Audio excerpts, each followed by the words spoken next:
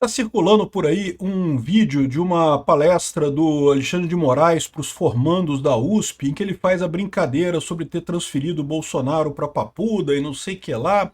E o pessoal tá reclamando muito e não sei o quê. E olha só, primeira coisa, duas coisas. Eu não vi nada demais no vídeo. Ele fez uma piadinha com uma questão ali, não quer dizer nada, né? Agora, o que chama atenção nessa história é aquilo que eu falo para vocês, né? O que chama atenção é como que esse pessoal perdeu o controle. O que ele fala ali, dentro da ótica da bolha da esquerda, é razoável. É isso que eles faziam no passado. É isso que eles esperavam que toda a sociedade brasileira estivesse reagindo nesse momento, né? Achando lindo o Bolsonaro na Papuda e não sei o que lá. A turma do direito toda aplaudiu. Meu amigo, eles vão fazer o que ali, cara? O cara é paraninfo da turma, foi escolhido por votação da turma para ser o paraninfo deles. Então é lógico que eles iam aplaudir, é lógico que eles gostam, né? Infelizmente, de fato, as turmas de direito, eu posso dizer para você, eu sou formado em direito no Brasil, sou advogado e a maior parte é extremamente esquerdista, cara. A maior parte está comemorando essa prisão do Bolsonaro de forma muito efusiva.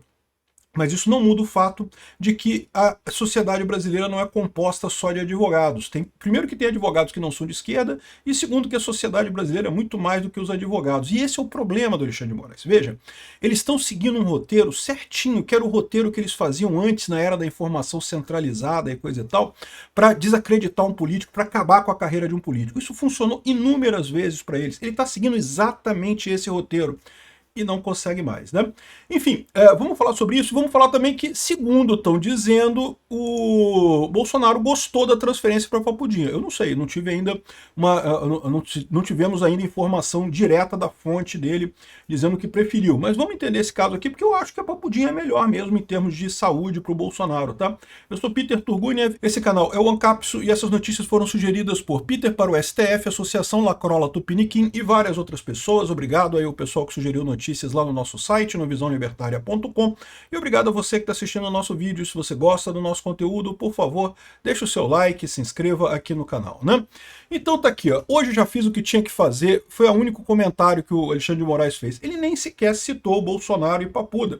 Foram os estudantes ali na região, né, na USP, que fizeram essa ligação e acharam engraçado, né? O Alexandre de Moraes estava fazendo uma palestra para a turma, então uma palestra para amigos, para pessoas que gostam dele, então ele estava fazendo um showzinho dele ali. Cara, não tem nada demais isso, tá? Fazer palestra é a coisa mais normal do mundo. Quer ver? Eu vou tocar o vídeo para vocês ouvirem aqui, para vocês verem. Foi bem rapidinho o ponto que ele falou. Olha só. Não é do direito. Então, 8 discursos para vocês é um absurdo do absurdo. E vocês percebem que ninguém cumpriu os 3 minutos. O que quase eu tive que tomar algumas medidas. Mas eu me contive hoje, né? Acho que hoje eu já fiz o que eu tinha que fazer. Então, ele estava reclamando que teve 8 palestras antes da palestra dele, né, que foi o paraninfo da turma, ou seja, e ninguém cumpriu os 3 minutos, todo mundo falou mais tempo do que devia, então ele ameaçou prender o pessoal lá e coisa e tal. O próprio Alexandre de Moraes está fazendo brincadeira com esse tipo de coisa, de ser o durão e coisa e tal, né? E a maior parte das críticas, teve crítica, bom, o pessoal da esquerda achou lindo, né? O pessoal da esquerda, fez piada, olha que engraçado, e não sei o que lá. O pessoal bolsonarista reclamou, né? Falou, poxa, isso mostra como o Alexandre de Moraes tem o lado dele. É verdade, evidentemente que tem o lado dele, tá mais do que claro isso. Ele não poderia ser juiz desse caso. É o que eu falo desde o início nessa história. O Alexandre de Moraes é o procurador nessa história. Ele saiu do Ministério Público, entrou para o STF, mas nunca deixou de ser procurador, o que é um absurdo, não poderia ser nesse caso. Mas, de novo, a verdade subjacente que mostra isso é a falência desse modelo deles. Eles fazem isso porque houve uma época que isso seria o pensamento geral da sociedade, que toda a sociedade iria acreditar nisso daí, ia estar achando engraçado, já ia estar tratando o Bolsonaro como uma piada. Lembra que eu falei para vocês, todo esse objetivo do inquérito, entre aspas, do golpe lá do Alexandre de Moraes, nunca foi prender o Bolsonaro. Prender o Bolsonaro, eles não precisam disso. Eles podem prender o Bolsonaro a qualquer hora, né? O Alexandre de Moraes prendeu um monte de gente a partir de absolutamente nada. Se o que ele quisesse fosse apenas prender o Bolsonaro, Bolsonaro, isso não justificaria essa coisa toda que eles fizeram. O que eles queriam era desacreditar Bolsonaro face à sociedade brasileira, que as pessoas deixassem de gostar do Bolsonaro. E eles esperavam isso, por quê? Porque houve uma época que a imprensa, quando a imprensa decidia aqui no Brasil, ela realmente destruía um político, né? O Fernando Collor teve maioria dos votos aqui para presidente, ganhou com muita folga aqui presidente, e depois foi totalmente destruído. Hoje em dia ele pena para conseguir voto de para Senado lá em Alagoas e coisa e tal. Por quê? Porque a Rede Globo destruiu o cara. E merecidamente, tá? Não tô dizendo que foi errado no caso do Collor, não. No caso do Collor foi certo isso. Mas eles tinham esse poder de fazer isso, né? Porque, veja, quem fez o Collor também foi a Globo. A Globo fez o cara e desfez o cara. A Globo está acostumada a fazer isso. Ela vem de uma época que ela podia fazer isso a qualquer momento. Criar um líder e destruir um líder em qualquer momento. E esse é o problema do Bolsonaro, porque a Globo nunca gostou do Bolsonaro, né? E aí eles percebem que não tem mais esse poder, e de fato não conseguiram. Essa piada soa tão estranha pra gente, por quê? Porque é uma piada que lá no círculo da extrema esquerda lá, é tranquilo. Realmente, eles acham engraçado, acharam engraçado. Que bom, vai lá Xandão, bate no Bolsonaro, Xandão. Todo mundo feliz da vida, todo mundo rindo e coisa e tal. Eles querendo tratar a coisa como se fosse Bolsonaro um caso do passado, Bolsonaro destruído, Bolsonaro acabado. Eu acho que eles estão cometendo um erro enorme. Por quê? Porque eles estão usando uma arma que ela funciona muito bem se você tem essa capacidade de criar o consenso social, que eles já tiveram no passado, mas não tem mais agora. E quando você usa essa arma para criar esse consenso social e não consegue criar o consenso social, o efeito rebote disso é muito grande, tá? O Bolsonaro vai voltar com muita força aqui. Tem esse artigo aqui da BBC de que estudos de Harvard dizem que o condenar líderes como o Bolsonaro pode provocar efeito rebote. O que é isso, né? O efeito rebote é justamente quando as pessoas não encaram a pessoa como realmente culpada, né? O STF fez todo o roteiro dele para dizer que não, Bolsonaro tentou um golpe, Bolsonaro golpista, foi condenado porque tentou um golpe, coisa e tal.